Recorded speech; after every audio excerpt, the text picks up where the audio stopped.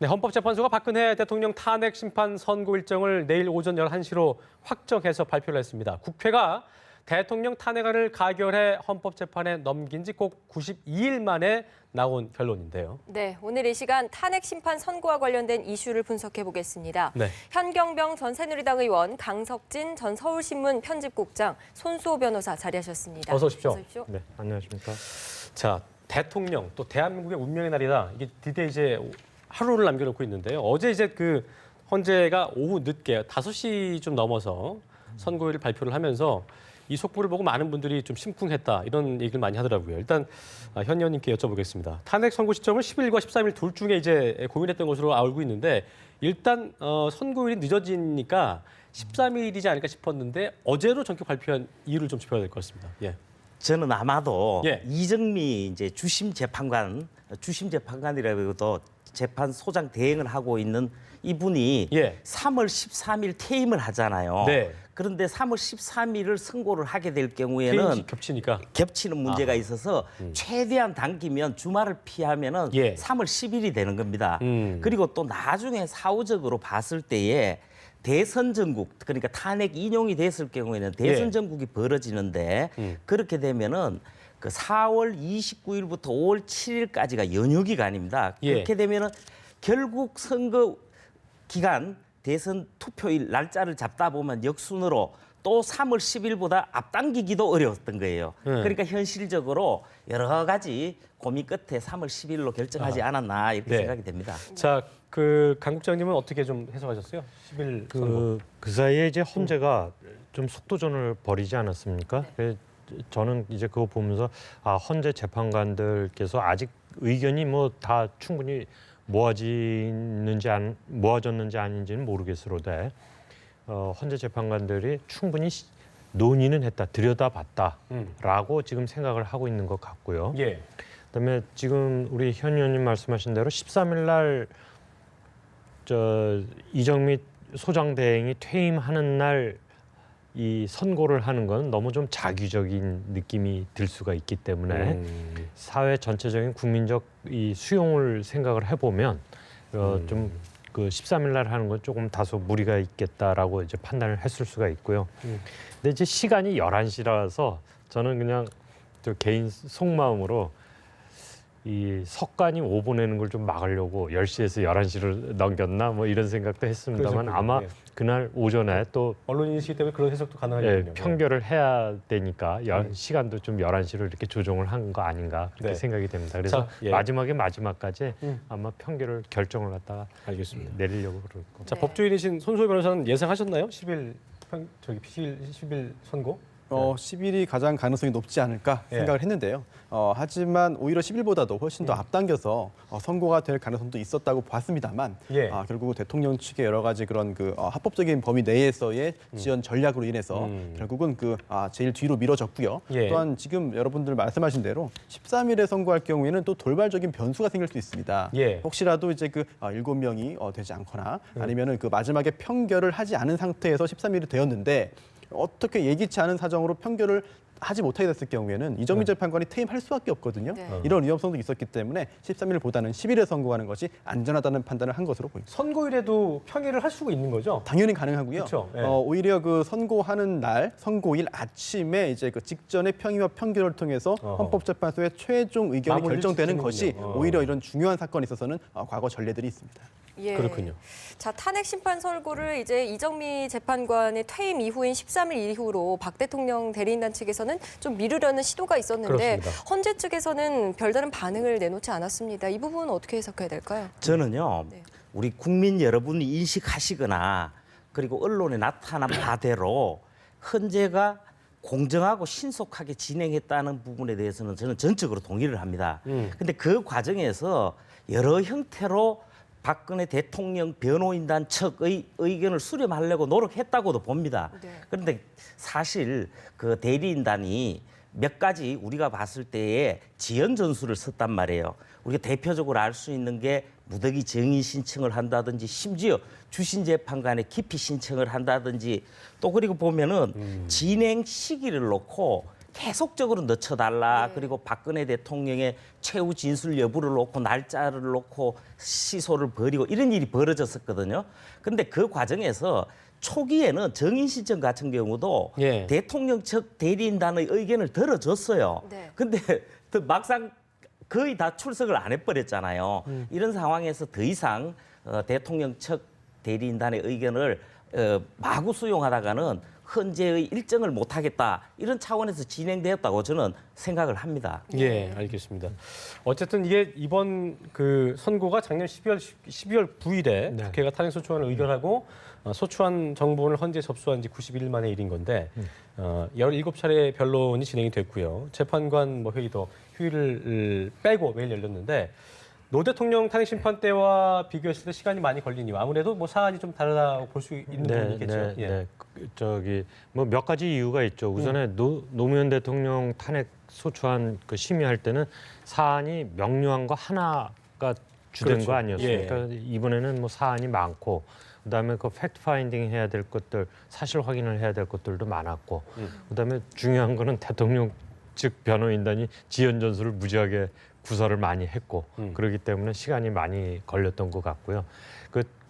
이 직접 관련은 없지만 제가 좀 한 가지 말씀드리고 싶은 거는 뭐냐면 지금 대통령 변호인단에서 또 하나 이제 지연 전술 내지는 이렇게 딴지 거는 것 중에 하나가 8인 체제는 안 된다 말이지. 네. 9인 체제로 가야 된다 이렇게 주장을 하지 않습니까? 근데 이 말은 자기 모순입니다. 왜냐하면 시간 끌어가지고 7인 체제에서 어떻게 저기 좋은 결과를 얻어보려고 여태까지 해놓고 7인 때는 되고 8인 때는 이거 문제가 있다라고 말을 하는 거는 이야기가 안 되죠. 그래서 대통령 측의 이 시간 지연 전술이 전혀 국민적 호응도 못 얻고 재판관들로부터도 배척을 당한 거 아닌가 그렇게 예. 생각이 됩니다. 알겠습니다. 예.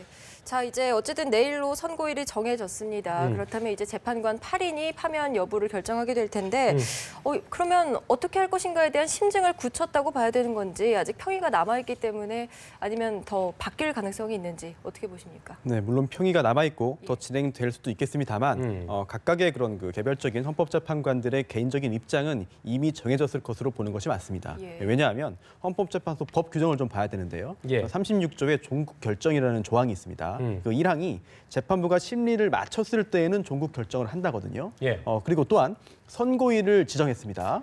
선고일을 지정했다는 것은 사실상 각각의 헌법재판관들이 다 자기 자신의 입장을 정했고 또한 그 선고일까지 이제 그 아무 문제 없이 차질 없이 자신은 의견을 말할 수 있다라는 것을 선언한 것이나 마찬가지고요. 또한 모든 헌법재판관이 여기에 동의를 했기 때문에 합의했기 때문에 선고일이 지정되고 통지된 것입니다. 예. 그렇다고 한다면 이미 헌법재판관들 각자의 입장은 정리되었다고 보는 것이 맞을 테고요. 예. 다만 평의 과정에서는 서로들은 저 헌법재판관은 어떤 의견이겠구나라는 걸 알 수 있겠습니다만 공식적으로 이제 그 선고일 직전에 열릴 것으로 보이는 예상되는 평의 절차를 마지막으로 가지고 그 후에 이제 그 과정에서 판결을 거친 다음에 헌법재판소의 최종적인 의사가 결정될 것으로 보입니다. 네. 예. 헌법재판관들 제가 이 관련해서 하나 말씀 말씀하시죠. 이제 덧붙이자면 이미 이제 저도 이제 동의를 하는데요. 예. 이미 헌법재판관들께서는 자기 개인의 생각들은 상당 부분 정리를 했을 겁니다. 하루 사이에 그렇게 바뀔 것 같지 않은데 그 관련해서 오늘 내일 사이에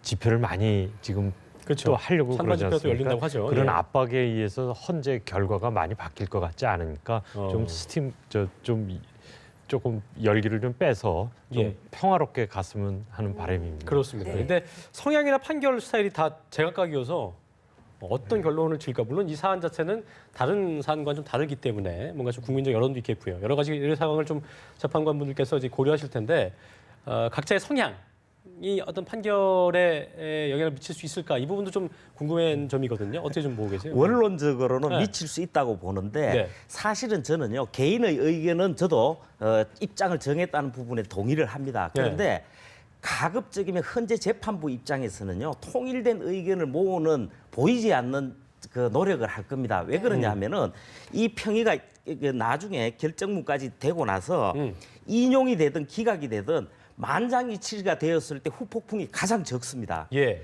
그리고 그 인용이든 기각이든 아슬아슬하게 될수록 그에 따른 불복 문제가 현안화될 수가 있습니다. 예. 그리고 이번에는 재판관들의 의견이 그 공개가 됩니다. 예. 네. 그리고 또 사안 쟁점 내용별로 해서 다 발표가 되겠습니다만은 그에 네. 따른 소수 의견까지 적히기 때문에 거예요. 각각의 네. 결정마다 네. 어떻게든 좀 그 법률적인 사항을 좀 짚어주시죠. 네. 네, 일단 그 결정 선고의 그 효력이 언제 발생하느냐 이 부분에 대해서 법령에 명시적인 규정이 없습니다. 없습니까? 그러다 보니까 해석을 예. 해야 되는데요. 어. 이 해석을 함에 있어서 참고할 만한 규정이 하나 있습니다. 뭐냐면 기억하시겠습니다만 국회에서 탄핵소추 의결을 했죠. 예. 그리고서 결과적으로 대통령의 권한행사가 정지됐습니다. 그런데 이 언제 권한행사가 정지되느냐 이거는 예. 법조문이 있습니다. 네. 뭐냐면 탄핵소추 의결서를 대통령에게 송달한 때, 즉 예. 대통령에게 그 탄핵소추 의견서를 주었을 때, 네. 대통령이 받았을 때 권한행사가 정지되거든요.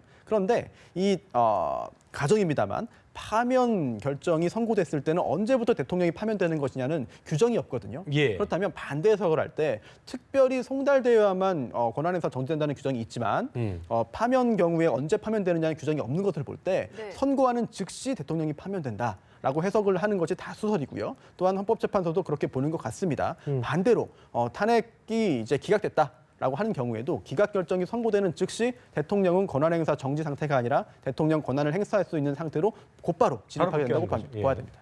예, 알겠습니다. 자, 10일 이후의 상황을 좀 짚어봐야 될 텐데 네.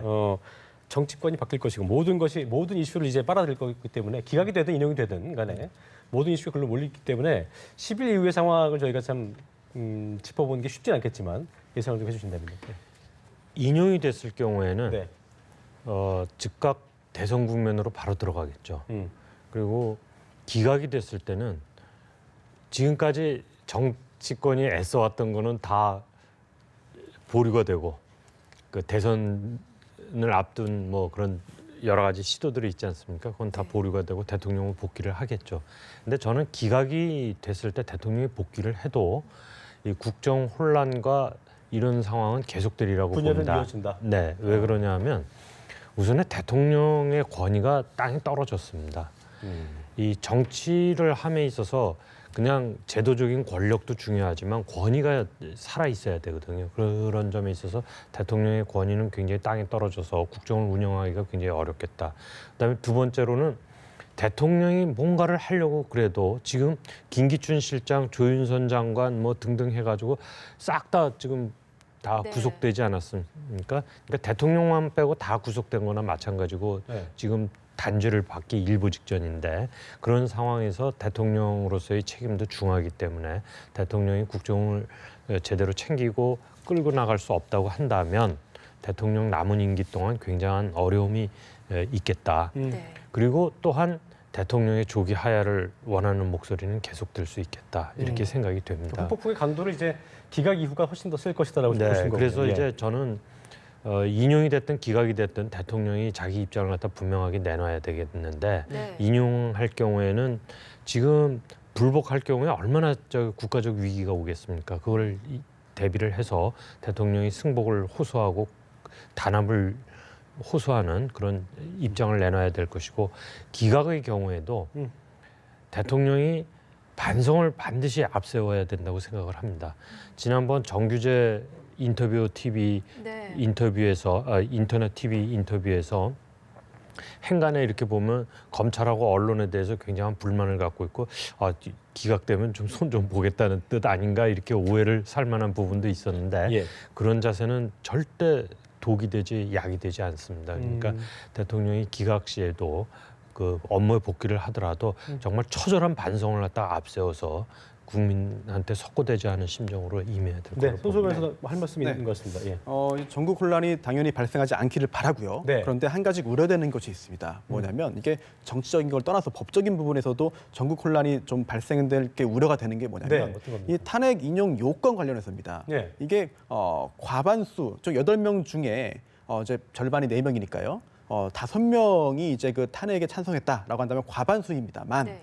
6명이 되지 않기 때문에 결과적으로는 대통령은 탄핵되지 않습니다. 파면되지 않습니다. 예. 그렇다면은 일반적인 그런 시각에서 볼 때 8명의 헌법재판관 중에 5명이나 탄핵에 찬성했지만 결과적으로 대통령은 권한 행사를 할 수 있고 대통령직에 복귀하는 것이거든요. 이런 상황이 된다면 이 법리적인 해석과 그런 그 이해는 가능하겠습니다만 9명이 5명과 8명이 네. 5명은 다른 거기 때문에 굉장히 그렇죠? 많은 네. 수의 그 헌법재판관이 대통령이 잘못했다, 탄핵 사유가 있다라고 판단하더라도 결국 대통령은 이제 문제가 없게 되는 것이거든요. 네. 이런 상황이 발생하면 전국 혼란이 더욱더 커지지 않을까 우려됩니다. 그렇군요. 그렇습니다. 알겠습니다.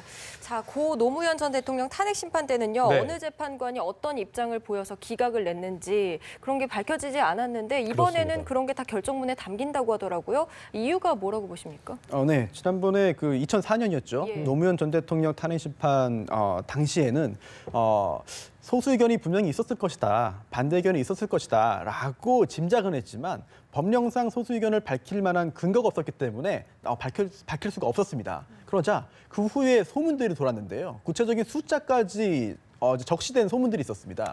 즉 5명은 이제 그 탄핵 기각이었다. 그리고 또 1명은 각하였다. 그리고 3명은 오히려 탄핵에 찬성하는 입장이었다라고 하는 그 구체적인 숫자까지 나왔고요. 또 최근에는 그게 오히려 정설로 인정되는 그런 상황도 있거든요. 네. 그러다 보니까 소수 의견을 밝히는 것이 오히려 헌법 정신에 한다라고 해서 헌법재판소법이 이제 그 개정이 됐고요. 이런 개정된 헌법재판소법에 따르면 이번에는 만약 소수 의견, 반대 의견이 존재한다면 밝혀야 되고 그 의견을 낸 재판관의 이름까지도 나오게 됩니다. 이게 헌법적인 부분에서 보자면은 굉장히 타당한 측면이 있습니다. 네. 그런데 지금 많은 분들께서 우려하시는 것은 혹시라도 이게 전국 혼란의 어떤 불씨가 되지 않겠느냐, 예. 단초가 되지 않겠느냐라고 하는 그 우려를 많이 하시는데요. 물론 그럴 수 있습니다. 하지만 헌법재판관도 사람이기 때문에 각각의 양심에 따라 판단했을 때 법리 판단이 다를 수는 있습니다. 그렇기 예. 때문에 그런 부분을 감안해서 받아들이시고 결과적으로 중요한 것은 헌법재판소의 최종 결정이라는 점을 강조하고 싶습니다. 네. 알겠습니다. 자, 현 의원님께서 어떻게 보세요? 소수 의견이 공개가 되기 때문에 이후에 후폭풍이 거세질 수도 있고 또 일각에서는 뭐 불복하겠다. 그렇습니다. 그런 또 빌미를 제공하는 건 아닐까요? 저는요. 예. 헌재가 어떤 인용이든 기각을 내렸을 때에 그 결과론 자체가 중요하지 네. 그 8인 체제에서 몇 명이 찬성했고 반대했느냐 이 내용적으로 접근하는 부분은 불복하는 쪽에서 활용하는 논리 정도로 생각을 합니다. 네. 사실은요. 아까도 제가 말씀을 드렸지만 이 결과에 대해서 차분하게 기다렸다가 받아들이는 자세가 우리 민주주의나 우리 국민 수준에서 앞으로 나가야 될 방향인 것은 분명하거든요. 네. 예. 그러자면 저는 다시 한 번 더 말씀드리겠지만 제일 중요한 것이 대선 주자를 포함한 정치권에서 빨리 승복을 해줘야 됩니다. 네. 기각이 됐을 경우에는 박근혜 대통령이 즉시 대통령으로 복귀해서 진행이 되지만 그래도 대통령 선거일이 12월 20일이 되거든요. 그렇게 해서 예정대로 진행이 되면 되는 거예요. 그리고 무엇보다도 인용됐을 때의 그또 문제인데 저는요 그때 인용됐을 때 박근혜 대통령까지 나서서 불복을 하게 됐을 경우에는 정말 국민 분열, 국론 분열로 이어질 수가 있거든요. 사실 대리인단의 그동안의 행태로 봤을 때에 계속해서 딴지를 건 것도 있지만은 예. 그 딴지를 근거해서는 이 불복에 대한 논리가 아니냐 이런 우려가 많아요. 그런 점에서 사실은 이 나라의 지도자로서 대통령이 인용이든 기각이든 그에 따른 명확한 국민 통합이나 우리 대한민국의 미래를 생각하는 그런 접근을 강고하게 요청을 드리고 네. 싶어요. 어떤 결과가 나오든지 간에 전국 혼란은 좀 불가피할 것이라는 예상이 많은데 일단은 이제 이게 결론이 나고 난다면 그다음 몫은 그걸 가라앉히는 몫은 정치권일 것이다라는 그렇습니다. 얘기가 네. 나오고 있는데 네. 어떤 자세로 임해야 될까요, 정치인들이? 예. 이게 이제 최순실 게이트 터지고 나서 저는 이제 크게 세 국면이 있었다고 봅니다. 하나는 예. 거리의 민주주의, 뭐 집회들이죠. 그다음에 법치주의적인 통로가 하나 있었습니다. 예. 뭐 탄핵 심판, 그다음에 수사와 재판, 그다음에 사실은 굉장히 중요한 과정이 하나 있었는데 정치 과정입니다. 폴리티컬 프로세스가 이제 잘 잡고 있었는데 지금 정치권은 이 탄핵 국면에서 거기에 얹혀 가고 이익을 보려고 그랬지 그걸 주도하거나 방향을 갖다 제시를 하거나 하지는 못한 상태에서 끌려왔습니다. 그러나 탄핵 결정이 이제 헌재에서 나오면 인용이든 기각이든 이제부터는 정말 정치권이 정신 차리고 해야 된다고 생각을 합니다. 예.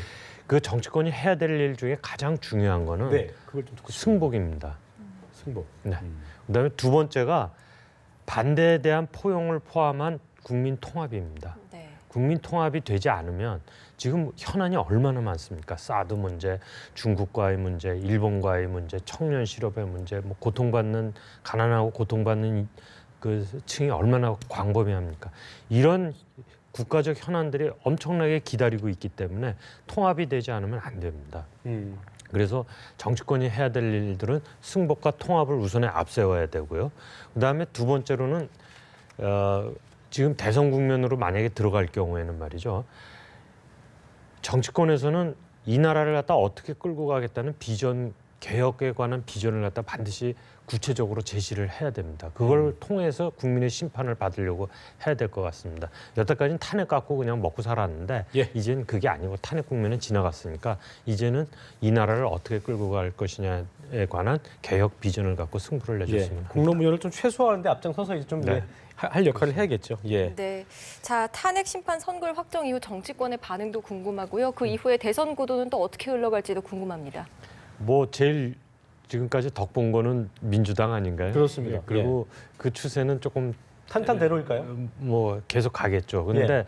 이제 탄핵이라는 큰 이슈가 훅 빠져버렸으니까 이제부터는 당들이 어떤 비전을 내놓고 어떤 메시지를 내놓느냐가 중요하겠죠. 네. 그리고 지금까지 여론조사라는 거는 응답률이 10% 내외 정도 되는데 이 정도의 여론조사라고 한다면 그 여론조사가 의미가 없다는 얘기가 아니라 앞으로 여론조사 지지율, 여론 지지율들은 상당히 출렁거릴 가능성이 남아있다 아직도.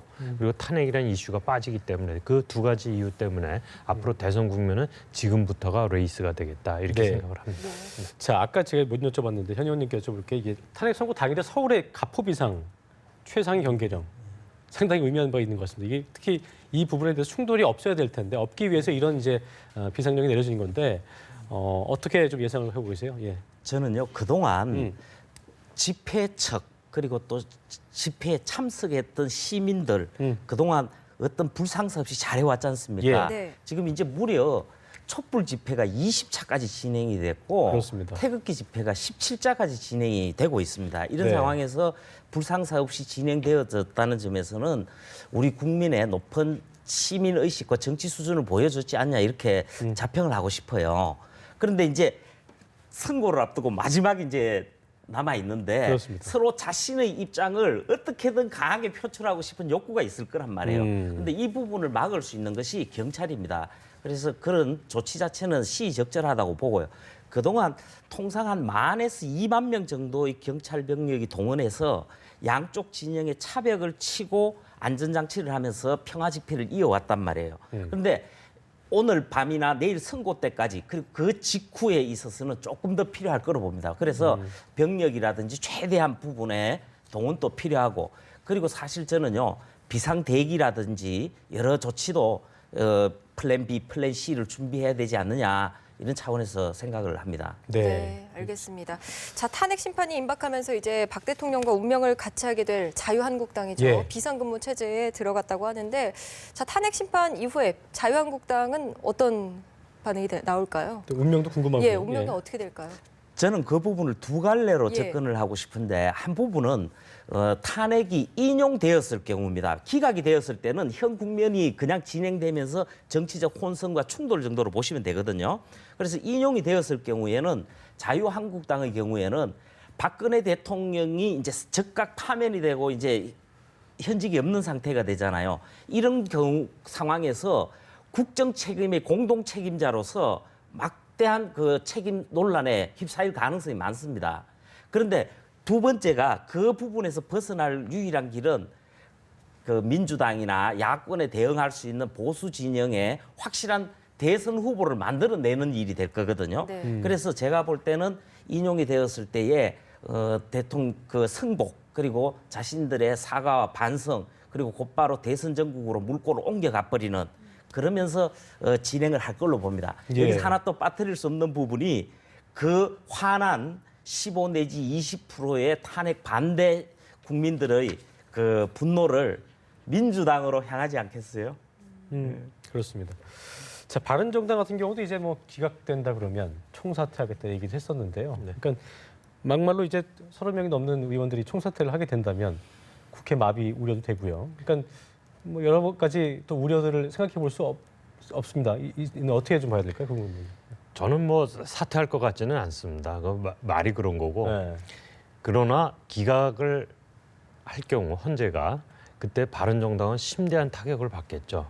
그 보수 세력 전체 내에서 그렇지 않아도 배신자 프레임에 지금 이렇게 좀 갇히는 양상인데 예. 그 바른정당은 아주 심대한 타격을 받을 걸로 이제 생각은 합니다. 또 거기서 이제 탈출구를 찾기 위해서 자유한국당하고 같이 할 것이냐 또는 빅텐트로 들어가는 게 우리가 살 길이냐 네. 그걸 놓고 굉장히 고민을 할 겁니다. 예. 그러면 인용을 했을 경우에는 바른정당은 처지가 좀 많이 나은가? 여전히 바른정당은 제가 보기에는 좀 공공한 처지에서 벗어나기는 어렵다. 그래서 바른정당이 뭐 목소리는 조금 높일 수 있는 여지가 생기겠지만 자유한국당을 갖다가 극복을 할 정도의 동력을 갖다가 쉽게 얻을 수 있을 것 같지는 않고요. 지금 인용을 했을 때 그 가장 프리미엄을 많이 가져가는 데는 야권, 특히 민주당 쪽이 많이 가져갈 가능성이 높기 때문에 바른정당은 예. 그냥 뭐 부스러기 정도 얻는 건데 그 바른정당은 이제 그러면 조금 더 고민을 많이 해야 되겠죠. 왜냐하면 우리가 어떻게 하면 정립을 할 수 있을 것이냐. 김종인도 나왔다는데 그거하고 뭐 믹스를 좀 해볼 것이냐. 뭐 등등 여러 가지 선택지를 놓고 또 당내에서도 네. 시끄럽겠죠. 그래서 자연스레 이제 그 인용이 됐을 때 바른정당이 나아질 것이냐라고 얘기를 하셨기 때문에 이 주제로 넘어가 보겠습니다. 김종인 전 대표가 그 탈당을 했어요. 네. 어제 뭐 바른정당은 굉장히 환영한다. 네. 손을 잡기 위한. 그러니까 네. 바른정당 입장에서 굉장히 그 어떤 막판 어떤 최후의 출구 전략이 아닐까 생각을 하고 있는 것 같은데 이 부분은 어떻게 좀 둘이 같이 이렇게 연합돼서 생각은 어떻게 보고 계세요? 일단 김종인 전 대표는 어느 당도 안 들어왔나 오늘 아침에도 인터뷰에서 얘기하더라고요. 예, 일단 어떻게 보세요? 김종인 대표 지금 생각은 최선의 경우 내가 좀 주자가 됐으면 좋겠다라는 가능성을 갖다가 좀 마음속에 갖고 계신 것 같아요. 그 전에서부터 절대 답을 안 하시더라고요. 그에 네, 대해서 답을 안 전에서부터 예. 작년 무렵부터 그 주변에서 이제 흘러나온 이야기가 본인이 주자가 됐으면 하는 생각을 갖고 있는 이야기는 좀 계속 흘러나왔었으니까 지금 아직도 그런 생각은 갖고 계신 것 같고요. 그 기회나 가능성을 갖다 보는 것 같습니다. 그렇지만 지금 김종인 대표가 그러면 어떤 특정 정당의 특정 세력에 또는 연합한 세력의 대표 주자가 될 수 있을 것이냐 하는 거에 대해서는 가능성을 대체로 낮게 보고 있는 거 아닙니까? 김종인 대표가 접착제 역할을 한다 그러면 큰 어떤 시너지 효과가 나오겠지만 그렇지 않으면 그 김종인 대표가 가마 위에 자기가 좀 몸소 올라가서 타고 가겠다고 그런다면 그 가마 잘 안 움직일 것 같은 생각이 좀 들죠. 가마꾼이 많지 않으니까.